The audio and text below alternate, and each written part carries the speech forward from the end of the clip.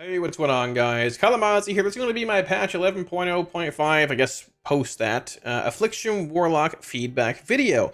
Now, changes did come in a couple weeks ago to Affliction. Comparatively to Destro and Demo, probably got the least amount of buffs overall, but I had a video recorded already. However, I want to make the video again because, well, changes came in. So, hitting on some talents, both hero talents, as well as, general class tree stuff. Maybe talking a little bit about tuning, maybe some talent stuff in general, and just going from there. So yeah, let's get it going. Also, real fast, we're getting too far into the video here. This expansion, and over the next year or so, we're going to be making a big push for 100,000 subs on YouTube. The fact that I'm at 85,000, roughly around there, in general, is utterly insane to me. It blows my mind. I never thought I'd be anywhere near around that. Maybe a few thousand. I could pay for groceries once a month with it. So I owe it all to y'all. Thank you all so much for all the support. I did want to bring up, though, briefly, that about 50% of y'all that watch the videos, which I'm incredibly grateful for, are not subbed to the channel. So if you do feel like subbing, maybe, love me enough to consider doing that, well, maybe possibly consider doing so and hitting the bell down below while you're at it, and help Kala achieve one of his lifelong goals. Now, let's get into the video. Alrighty, now when it comes to Affliction Warlock feedback for patch 11.0.5 and, I guess 11.07 and 11.1, I want to start with both hero talent trees here. Now, cool thing is that both Hellcaller and Soul Harvester are pretty cool. Soul Harvester is still your best bet in single target. I think both are pretty close when it comes to like M+ and AoE. If you're in like massive pull territory, Hellcaller is probably a little better with Wither. It was buffed by 25% a week or two ago. That plus Malevolence feels very good to play with. It's solid all around. It does feel like, looking at the tuning that Destro, Demo, and Aff got last week, a week before, Aff got the short end of the stick with not a whole lot of buffs in single target compared to Destro and Demo, but, we will get to that. As far as talents in this tree are concerned, for the most part, there really isn't much I want to, I guess, talk about or complain about a whole lot here. I will say that when it comes to Malevolence, there's one thing I want to hit on, and that is the fact that it is on the GCD. If there is a world we can get Malevolence off the GCD, that is a world that I want to live in, because whenever you're hitting your cooldowns and ramping up your Singularity, your Soul Rot, your Dark Lair, any class, having any cooldown like Malevolence-esque on the GCD feels pretty bad. You're putting all your damage out, you're setting up, think of it for like, if you had like Dark Soul for any spec, right? You're putting out your Inferno, get ready to launch a bunch of bolts, but hit Malevolence, wait. All right, now go. Put your Tyrant out, hit Malevolence, now you go. For Aff, it's literally put up your Soul Rot, your Dark Lair, Tyrant, hit Malevolence, now go. You've got all your damage rolling, hit a button, should increase your damage. It will, but like, hit it, wait, now go. It just sort of feels a little awkward. And I hate using the word clunky to describe things, but rotationally it does feel a little clunky. So if that could be a thing, a possible change to get it off the GCD, that'd be sick. Besides that, I mean, honestly, having a minute Dark Soul feels really good. Like the haste it gives, the extra Blackened Soul stacks, all that, I guess, stacks whenever you spend charge stuff. It's very nice. It feels good. It holds Hellcaller together very well. When it comes to Soul Harvester, I mean, the shard gen that casting Soul Rot gives you via Shadow of Death feels incredible, right? It feels like the shard gen that Affliction should have, if that makes sense. Obviously, I mean, you can't have the same for like Hellcaller, but if Soul Harvester, if these ever go away, or if they ever decide to like remove this for whatever reason, I pray to God they put Shadow of Death in this tree somewhere. I mean, you can pull this out of here and put Shadow of Death here. I don't care. Like, the shard gen from casting Soul Rot feels so good. That quality of life would be awesome to have for both Hellcaller and Soul Harvester, or just Aff in general. If 10 years from now I'm still alive playing the game and stuff, and then Aff still a thing, put it under Soul Rot in the tree. It would feel incredible. I have played both in Plus a good bit. Hellcaller does have a bit more shard management, obviously, because sometimes you're playing Shadow Bolt, but in general, you don't have that Soul Rot shard gen to carry you along. Besides that, I think both feel pretty good. Rotationally and stuff doesn't really change a whole lot, like with Soul Harvester for Aff, barring getting more shard gen, but hey, we'll take it. Both flow well, and that is that. Now we're going to path down the tree here and talk about some things along the way. Some things you might agree with, you might not. If you don't, or do, put it down below, and I will check out the comment section for more feedback and all that for a later guide. Now, as far as things in the tree are concerned here, honestly, like up here, there is this weird issue of like the Affliction having a lot of like 2-point talent nodes. Destro and Demo have all 1-point talent nodes. Aff has a handful of 2-point talent nodes. There's a couple of them up here in the tree. Two, basically 2 in single target. So you have 2, 2, if you want to call it 2, sure, feel free. 2, 2, and that's that. Now, different trees are designed differently. I'm not saying they need to completely overhaul Aff and make everything 1-point talents. I wouldn't mind that, honestly. It does make pathing a little awkward in the bottom part of the tree here, having a lot of like 2-point talent nodes in gate 2 of the tree, which is, this part here from this dragon soul row all the way down to this row here. But as a whole, it does still flow relatively well. But I think a lot of that has to do with some talents being pretty subpar. Now, when it comes to the first row I want to hit on here, I guess it's like more or less Vile Taint and PS into Infirmity. Now, when it comes to Infirmity's value, I think it's much stronger on Phantom Singularity, but I want to hit on both aspects here. Phantom Singularity has a hasted duration reduction on it. It's been around since, I think, BFA, whatever. Basically, the more haste you have, the faster your Singularity will tick. See, mine says 13.1 seconds right here, right? If I find a piece of haste gear, I don't know where it's at, take us off. What is it now? 13.8. So the more haste you have, the faster your Singularity ticks, which might seem pretty good because, hey, the same damage, faster, all that, very cool. But the unfortunate part, that is a non-bow, a non-combo. It is anti-synergistic with Infirmity because Singularity is active, mobs take more damage from you. So Infirmity is cool. It was the same problem with our tier bonus, though. This was our tier bonus, basically, for PS in S2 of Dragonflight. We just make Singularity baseline 15 seconds. Just do that. We can just remove the haste reduction, duration reduction on that, and that would be a fine change. Good to go. When it comes to Infirmity for Vile Taint, I don't see anybody really ever playing this with Vile Taint. I mean, having Agony apply up more stacks is fine.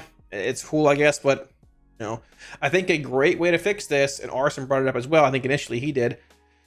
I forgot his exact feedback, but I think, man, if you're playing Infirmity with Vile Taint, just have it say, if Vile Taint implies Agony, it lasts twice as long. It's literally it. It solves the issue of Agony's expiring in M+ between Vile Taint cast. Brother, I mean, it feels really, really, really bad.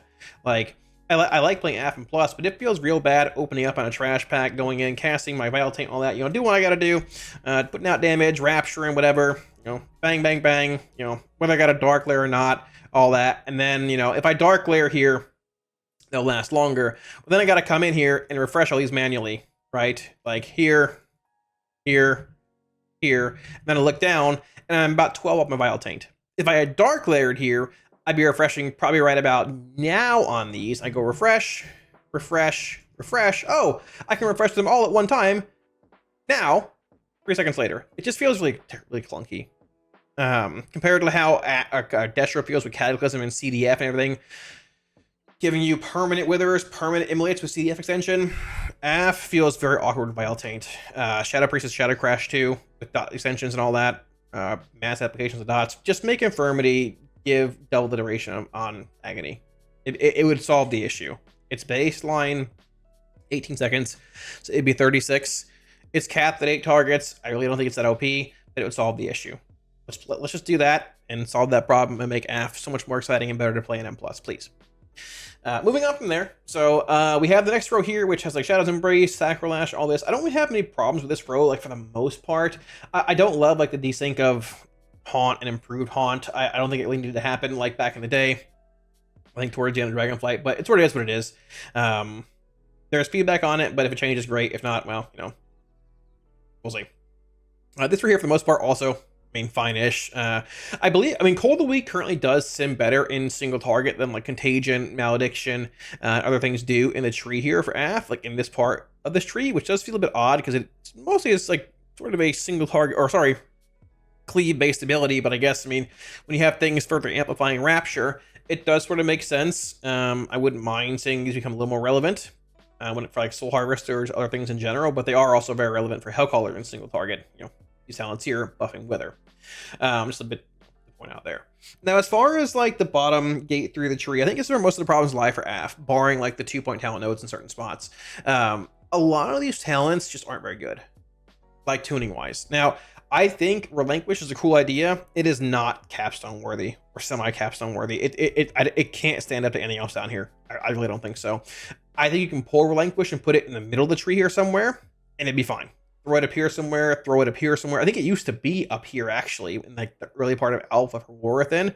You put it up there somewhere, it's fine. Like as Hellcaller, I would love more shard gen, but basically this low amount, this far into the tree with capstones being a thing, it's not going to be worthwhile. It just feels a bit lackluster. Put it up here somewhere else, I'd love to take it if I could, but there's that. Now, as far as other abilities here, I mean, Xavius' Gambit, unfortunately, Unstable Affliction is limited to one target still, and the damage it puts out, even post-buff, is like 7-8% in single target.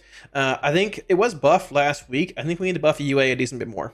And you can probably also double, if not triple, Xavius' Gambit damage-wise. You can probably make it 50%, and it will be okay. It's beaten out. I mean, UA being a dot is limited to one target, you have to move around manually, being like this is my main target I have my UA on, is below agony when it comes to damage in single target. So I think buffs are needed to UA as well as just, Xavius' Gambit in general.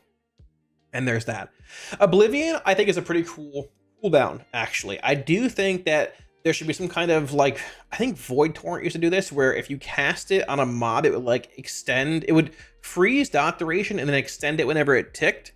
That'd be pretty cool, actually. I wouldn't mind that. You could remove the shard cost, which wouldn't be terrible either. It does conflict a bit with, like, Rapture, dump windows, and all that.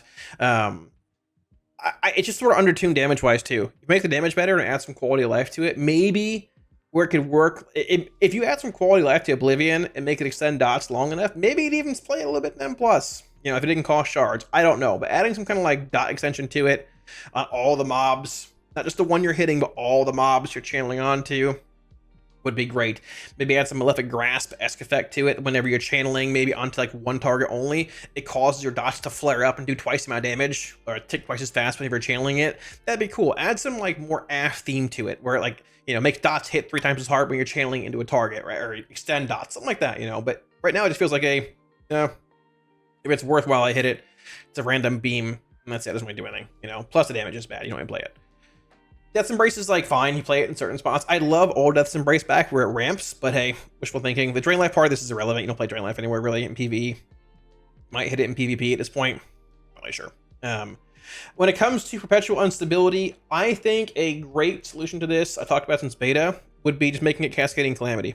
Make it Cascading Calamity, which is a trait, an Azurite trait from, BFA, where if you refreshed Unstable Affliction on a mob that had Unstable Affliction active on it, it gave you a haste buff. It basically made Cascading Calamity a maintenance buff.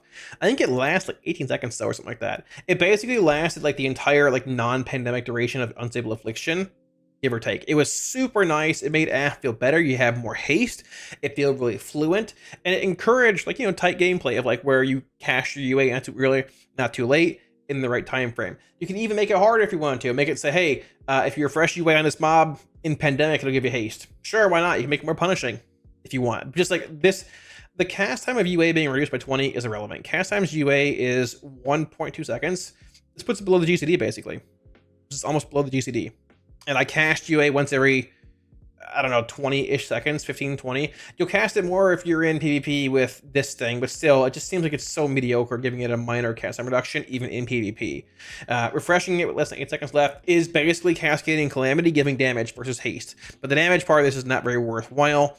And it's once every 16-ish seconds, seems pretty mid. You can buff the damage a bunch, but the cast time thing is just very odd too. I don't know.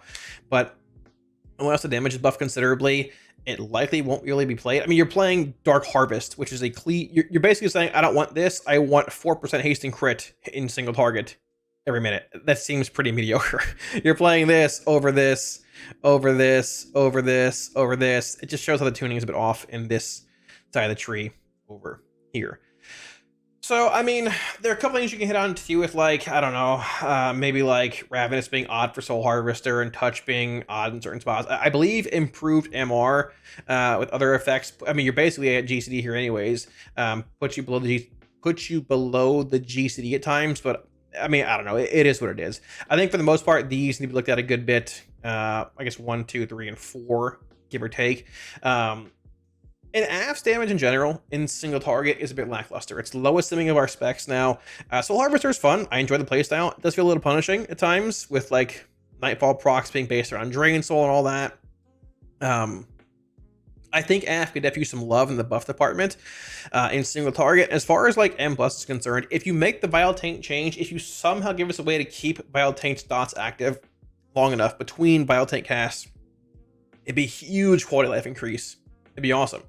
But it's very, very odd playing it now. It's been clunky for years that way. You know, other classes have it. I think we should have some way to, you know, make our agonies last as long enough between Vile Taint as well. So that's that. Hopefully you agree. And yeah. Thanks for watching, guys. Wraps it up. Hopefully you enjoyed the video, and hopefully you guys share some feelings as to how I do with the current state of Warlock and, you know, just all that stuff.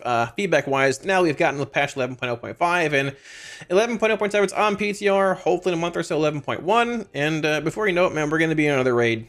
Especially it's going to be pretty insane. So I'm excited, but hopefully you guys agree with these points. If you have any feedback you want to put in the comment section down below, feel free to do so. I'll read through it. If it's relevant, I agree with it, which, you know, y'all have some pretty good ideas sometimes. I'll toss it in the feedback doc whenever we make it for patch 11.1. If you guys like any Wiki Wars add-ons or profiles on the video, links to Twitch, Discord, the website down below, right up here as well, if you want them all for free. At the same time, like always, a massive shout out to my patrons for all support on Patreon. Thank y'all a million times. Like always, I greatly appreciate it. If you're looking at supporting on Patreon, there'll also be a link up here, you know, as well as down below. Now, I venture to guess, I don't think they've put out the date for patch 11.07 at this point. Maybe there's some rumors that there's somewhere some date has to be out by. I'm not sure. But like I said, I would guess that within a month and a half or so, we're probably in patch 11.1 on PTR. My guild's working on Mythic Antrak now. Should be dead in a couple weeks. At the max. I'm excited to kill it. I'm excited for PTR. And honestly, I'm excited to see what happens to Warlock. Because, you know, there's some pretty solid things. I enjoy Lock a lot now, playstyle-wise. But I think things could be even better. So, we'll see where it goes. Wishful thinking, all that, and hopefully it comes true. So, thanks for watching, guys. Much love. If you like the video, hit the like and sub buttons below. Helps out a ton. And I'll catch you all again soon on stream. Peace.